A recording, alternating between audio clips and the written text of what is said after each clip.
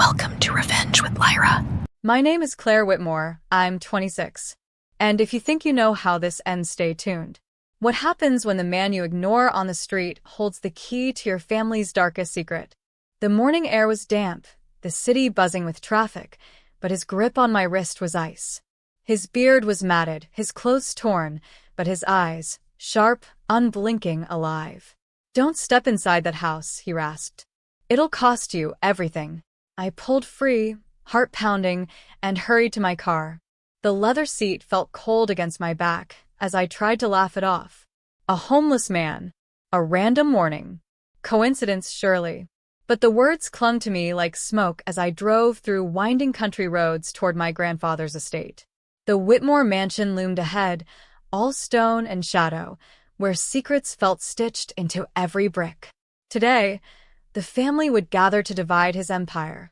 The lakeside properties, the businesses, the millions no one ever spoke of, but everyone craved. Inside, cousins whispered, lawyers shuffled papers, my parents sat stiff-backed at the front.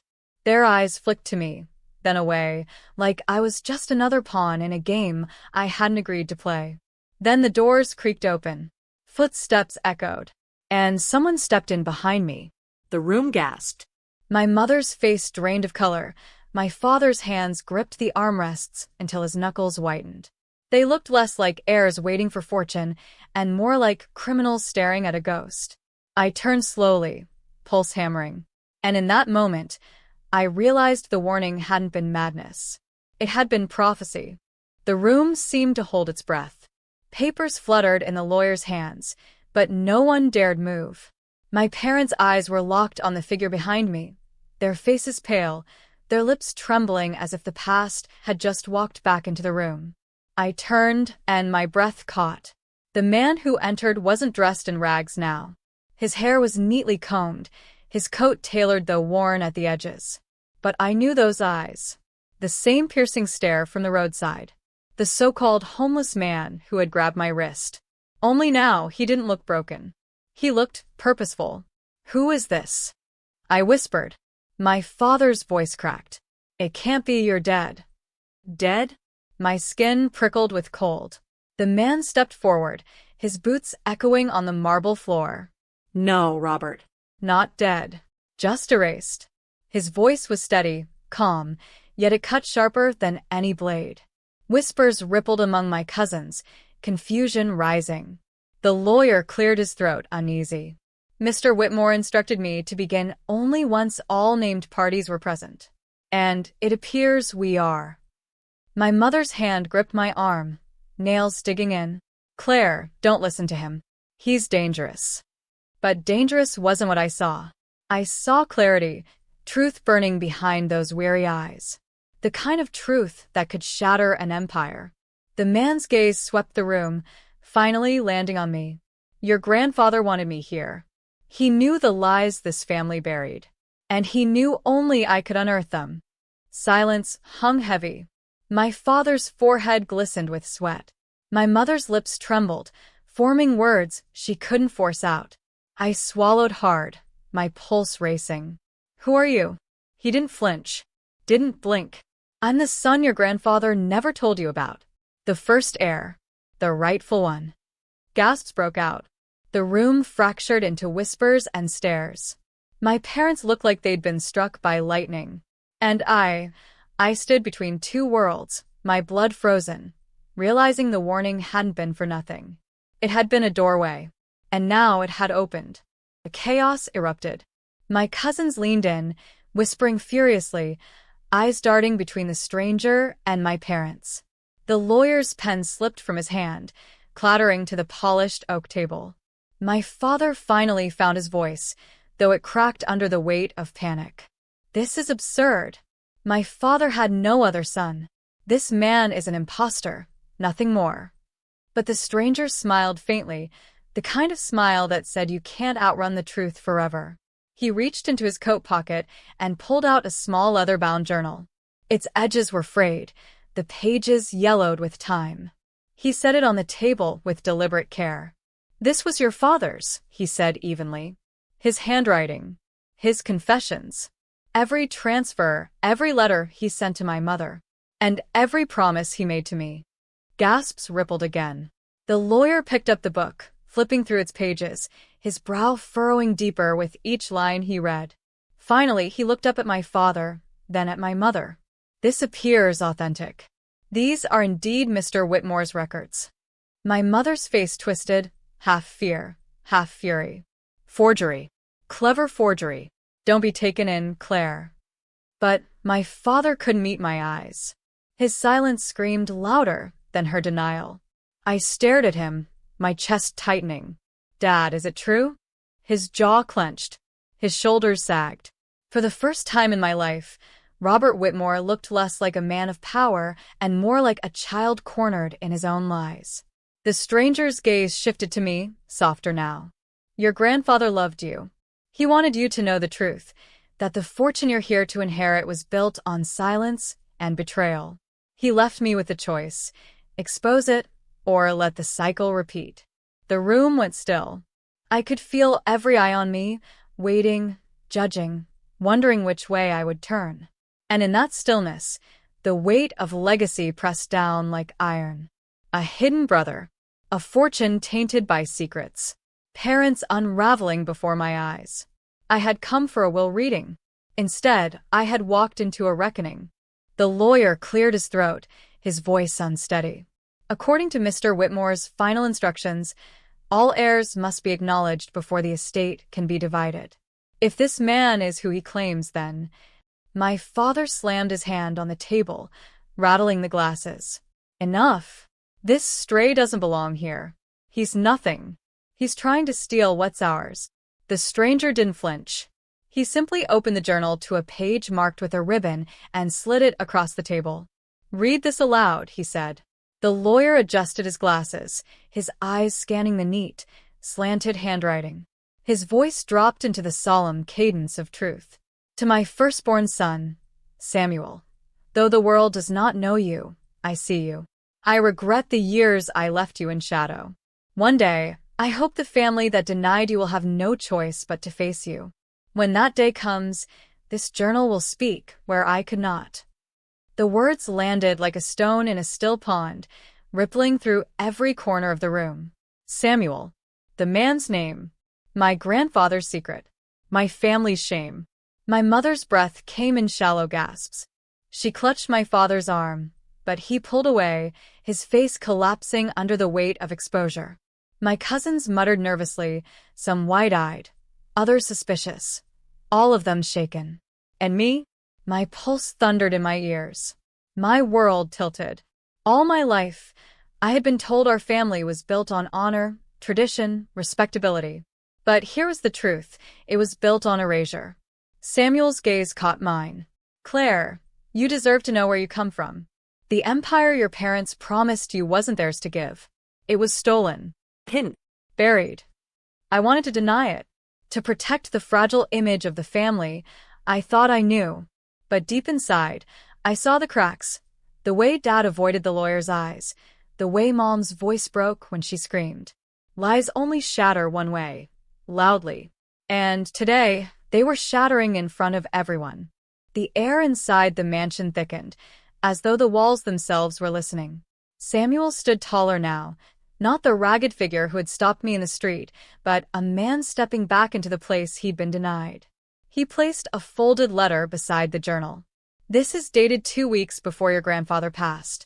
His signature is notarized. He wanted me here. The lawyer read it silently, then nodded with grim certainty. It's valid. Mr. Whitmore explicitly named Samuel as his eldest son and heir. By law, his claim must be considered equal. Gasps cut through the room. My father buried his face in his hands. My mother whispered, "No, this can't be happening." I sat frozen, my heart hammering. Equal heir? That meant everything I thought was destined for me, for my parents, for my brother, was no longer certain. My cousins erupted into whispers. We'll lose everything. He'll take it all. How did they keep him secret? Samuel's voice rose above the noise, calm but firm. I don't want revenge. I want recognition. I want the truth spoken aloud after a lifetime of silence. He turned to me then, and his gaze softened. Claire, you deserve to inherit without lies tainting it. But your parents built their power by denying me. You have to decide, stand with the truth or keep living their fiction. The room stilled. Every eye shifted to me. I saw my mother shaking her head violently, her lips mouthing, "Don't you dare." My father's eyes begged silently for loyalty. The cousins waited hungrily, watching me like vultures circling a battlefield. My throat tightened. I thought of the homeless man who'd grabbed my wrist, his warning seared into my bones. If you value your life, don't step inside. Now I understood. It wasn't just about wealth. It was about survival, of integrity, of truth, of bloodlines twisted into chains. I drew a shaky breath. If Grandpa wanted you here, Samuel, then you belong here. No one can erase that. The words hung heavy. My parents gasped, collapsing into their chairs as though my voice had cracked the last defense they had. And deep inside, I felt the shift. This wasn't just his reckoning. It was mine. The lawyer's pen scratched across the paper, recording every word, every acknowledgement. My parents sat in stunned silence, their empire of denial crumbling with each stroke of ink. Samuel stood beside me now, steady and unflinching. "Robert," he said, his voice directed at my father, "you always told people you were the only son. But deep down you knew the truth. You buried me because I didn't fit your image. But I'm here now, and the world knows." Dad's face reddened, veins straining at his temples. "You don't know what it was like. He left us scraps. He loved your mother more than mine. We had to survive." Samuel's expression didn't waver. "You survived by erasing me. But survival built on lies rots from within." The room went silent again. My mother dabbed at her eyes, though no tears fell. Her voice cracked. "Claire, please don't side with him. We're your family. Everything we've done was for you." I felt a hollow laugh rise in my throat. For me? They had done it for themselves, for control, for power. And all along, they demanded my loyalty while hiding the fractures beneath the surface. I turned to the lawyer. "What happens now?" He cleared his throat. "By law, the estate will be divided among all acknowledged heirs. That includes Samuel. Unless anyone contests with proof, his claim stands." The cousins erupted in protests, their voices rising like a storm. But I didn't flinch. For the first time, I wasn't drowning in their noise. I was standing above it. Samuel leaned closer, his voice low enough only I could hear. "Your grandfather trusted you to see what they refused to. He knew you would be strong enough to face it." The words pierced deeper than any inheritance could. It wasn't about money. It was about truth carved into the open, impossible to bury again. My parents looked shattered, their power dissolving before my eyes. And for the first time, I didn't feel like their obedient daughter. I felt like the heir of something far greater, the truth itself. The will reading continued, but the words felt secondary to the storm unraveling around me. The lawyer's voice echoed. "Properties, holdings, and accounts shall be divided." Each phrase cracked another piece of my parents' armor. My cousin sat rigid, eyes darting between Samuel and me, whispering like spectators at a trial. Some glared at him with open resentment, others with wary curiosity. But all of them avoided my gaze, because I had chosen truth, and truth frightened them. Mom finally broke the silence, her voice trembling. "Claire, you don't understand. If you let him in, we lose everything. The homes, the businesses, the future we planned." I cut her off, my tone sharper than I intended. "Planned for who? For me? Or for the image you wanted the world to see?" Her mouth opened, but no words came.